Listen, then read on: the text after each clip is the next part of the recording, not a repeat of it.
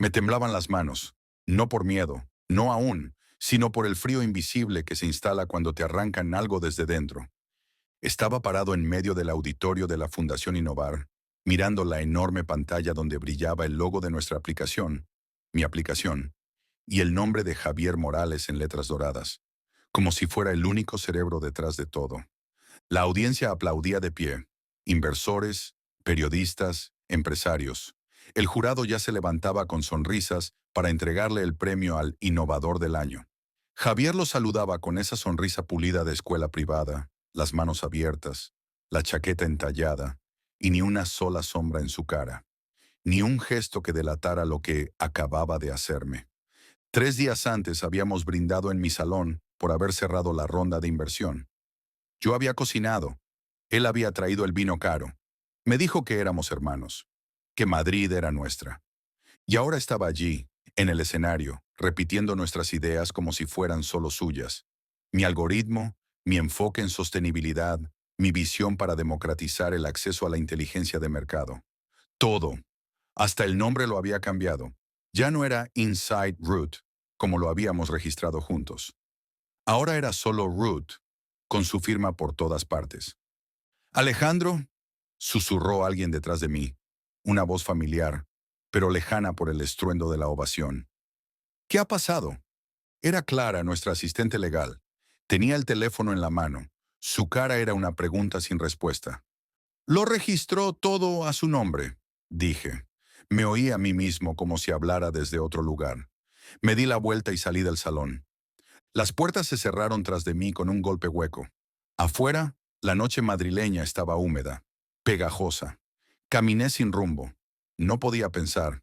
Cada vez que trataba de conectar una idea, me aparecía su sonrisa en el escenario, mi propio eco aplaudiéndola en mi cabeza. El teléfono vibraba sin parar. Mensajes de colegas, medios, incluso de mis padres. ¿Sabías esto? ¿Qué pasó? ¿No estabas tú en ese proyecto también? Sí, estaba. Hasta que él me borró. Me detuve frente a una cafetería cerrada. Mi reflejo en el cristal me devolvió la mirada con la misma incredulidad. Tenía la camisa arrugada, la barba sin afeitar, los ojos vacíos. Parecía un turista que acababa de perder la maleta y el pasaporte. Recordé la primera vez que nos conocimos, en una charla universitaria. Él con su discurso brillante, yo con mis cuadernos llenos de bocetos.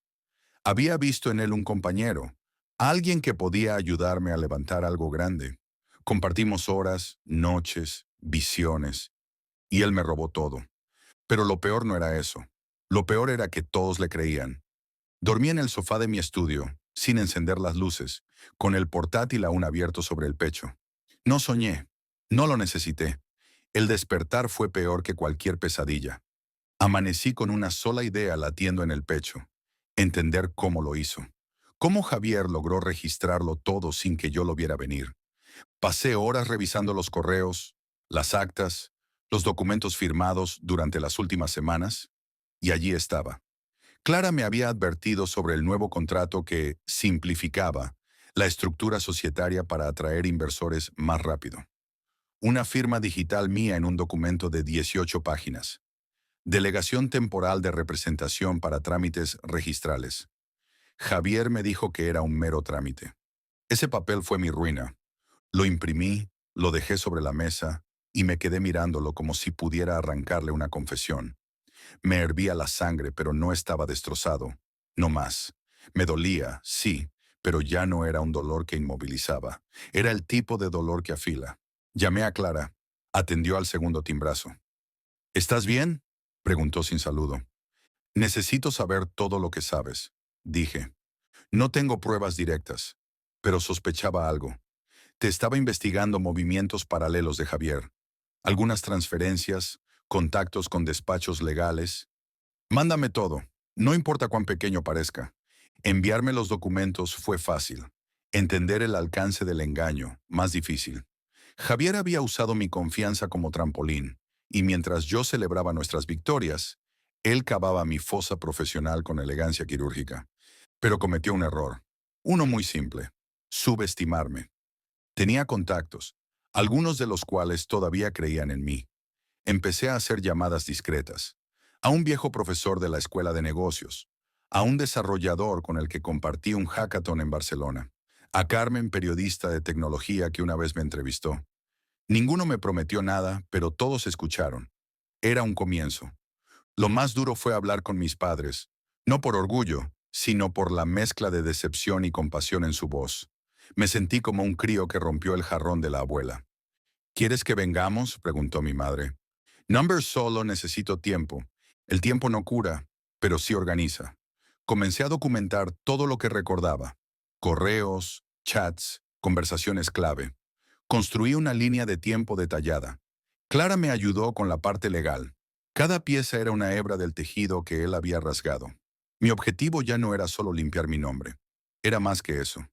Quería que el mundo viera quién era realmente Javier Morales. Y para eso necesitaba una estrategia. No un grito, no una denuncia emocional, algo quirúrgico. Iba a desmontarlo pieza por pieza, sin ruido, sin sangre, con precisión. Todo se vino abajo un jueves por la tarde. Había conseguido una cita con el inversor principal del fondo que respaldaba ahora a Ruth.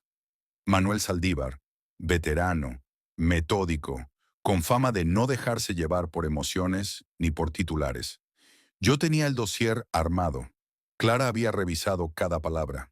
El plan era simple: presentarle la cronología del proyecto, los documentos iniciales, correos con timestamps, pruebas del código original. No podía fallar. Esperé en la recepción de su oficina, con las manos sudadas dentro de los bolsillos del abrigo. Me hicieron pasar a una sala de reuniones demasiado blanca, demasiado silenciosa. Cuando Manuel entró, no me saludó con entusiasmo. Me miró como quien mira a alguien que ha venido a pedir algo que no merece. 5 minutos, dijo sin mirarme a los ojos. Le conté todo, sin titubear. Le mostré los documentos, el registro de GitHub, los correos cruzados con Javier, las fechas, las coincidencias. No exageré, no supliqué, solo le mostré la verdad. Al terminar hubo un silencio largo. Tienes talento, Alejandro, nadie lo niega, dijo finalmente. Pero también firmaste esos papeles. Y legalmente, Javier no ha hecho nada fuera de lo permitido. Puede que haya sido inmoral, pero no ilegal. No me metas en una guerra personal. ¿Una guerra? Esto no es personal. Es una estafa intelectual. Lo que veo es un joven frustrado intentando recuperar lo que cree suyo. Pero esto ya está en marcha. Y Ruth tiene potencial real. No voy a detener eso por rencillas. Me levanté sin decir adiós. Afuera, el cielo estaba gris. Madrid olía a humedad. Caminé sin rumbo por el paseo del Prado, apretando los dientes, sintiendo la ira subir por mi pecho como ácido. Llamé a Clara, le conté lo que pasó. Ella guardó silencio. No había nada que decir. Esa noche bebí, mucho, no como una válvula, sino como una renuncia. La rabia ya no era precisa, era barro, me arrastraba.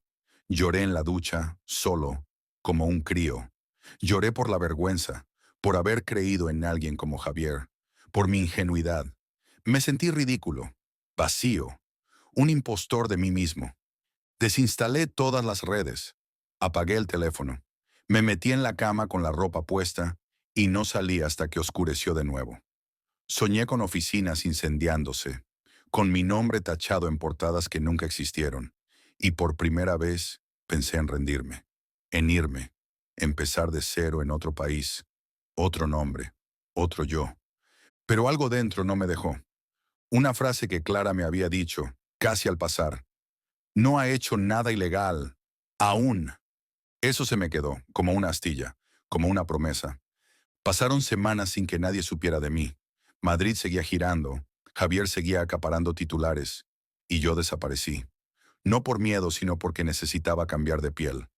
Quemé todas las versiones antiguas del plan. Ya no iba a convencer a nadie de mi inocencia. No iba a pedir que me creyeran. Iba a mostrarles, fríamente, con precisión quirúrgica, como un cirujano. Clara fue la única que se quedó cerca. Sabía que algo tramaba y no preguntaba demasiado. Me ofreció su estudio jurídico como base temporal. Yo acepté. Empecé desde ahí. Lo primero fue contactar con Elías Romero. No lo había visto en 5 años. Fue uno de los primeros programadores que trabajaron conmigo antes de que Javier siquiera supiera pronunciar blockchain. Nos peleamos por estupideces de egos y derechos, pero él siempre fue brillante y, sobre todo, orgulloso. ¿Y por qué ahora?, me preguntó sin levantar la vista de su portátil cuando nos vimos en una cafetería de Lavapiés. Porque tú también odias que te usen. Lo pensé unos segundos más. Y porque tú viste antes que nadie que Javier era un farsante. Esa frase lo detuvo. Aceptó, no por amistad, por el mismo fuego que me estaba consumiendo a mí. Juntos construimos lo que llamamos el espejo, un entorno clonado de root, con cada línea de código rastreada hasta sus orígenes. Incluimos grabaciones, commits fechados, versiones previas, no solo para mostrar que Javier había robado, sino para mostrar cómo había mentido después, limpiando y reescribiendo historia técnica para ocultarlo. Nadie podía borrar del todo su rastro, y nosotros lo seguimos hasta el último byte. El plan era simple, exponerlo en público, pero sin escándalo. Nada viral, nada emocional. Una demostración fría, abierta a revisión por cualquier experto. Elegimos la Tech Week de Madrid. Ruth iba a tener un stand central, Javier hablaría ante una sala repleta de inversores y medios. Nosotros íbamos a estar justo al lado, en una mesa secundaria, con una demo abierta, datos técnicos, QR con enlaces públicos al código. Yo mismo no iba a decir una palabra. Todo lo explicaría el código. Elías estaría allí para cualquier duda. Clara se encargaría de responder a preguntas legales. Y yo solo observaría. Era limpio, era legal, era inevitable. El día antes de la presentación, recibí un mensaje de Javier. «Podemos hablar. No lo estropees». No respondí. La noche fue larga. No dormí. No por nervios, sino por vigilancia. Como un animal en la última curva de la casa. Sabía que al día siguiente todo cambiaría. Para él, para mí. Y ya no me importaba ganar. Me importaba que, al fin, alguien lo mirara a los ojos y viera lo que yo vi aquella noche en el auditorio. Un ladrón, un impostor, una mentira con traje caro. El pabellón estaba lleno. Tech Week, viernes, 11 de la mañana. Javier ya estaba en el escenario principal, con su camisa azul planchada, sus gestos medidos, hablando de ecosistemas digitales y tecnología con alma. El público lo devoraba. Sonrisas, flashes, cabezas asintiendo. Lo mismo de siempre. Yo estaba a 20 metros, de pie, sin credencial visible. A mi lado Elías explicaba con una calma casi irreal cómo funcionaba nuestra demo. Clara supervisaba a un par de periodistas que se habían acercado por curiosidad, atraídos por el código abierto, los esquemas, la palabra clon. Todo estaba en línea, público, irrefutable. A las 11:47, Javier hizo su cierre. La transparencia, dijo, es el único camino hacia el futuro. Y en ese momento, como si alguien lo hubiera planeado, alguien gritó, ¿y esta transparencia incluye copiar código y borrar autores? El silencio fue inmediato. Javier parpadeó, una sonrisa incómoda. Trató de soltar una broma, pero ya era tarde. Las cabezas empezaron a girar. Varias personas se alejaron de la tarima y se acercaron a nuestra mesa. Periodistas, técnicos, incluso uno de los inversores que yo conocía por nombre, pero nunca había saludado. Y entonces me vio.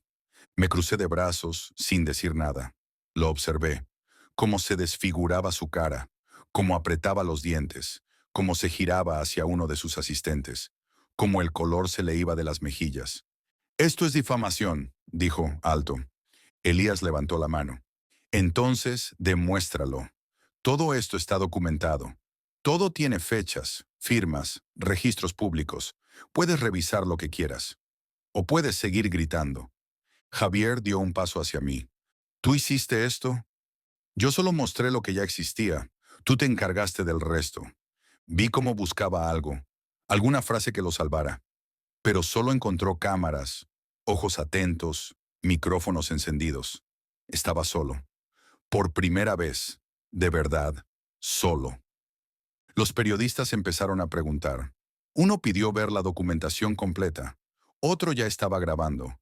Clara entregaba pendrives con copias firmadas digitalmente.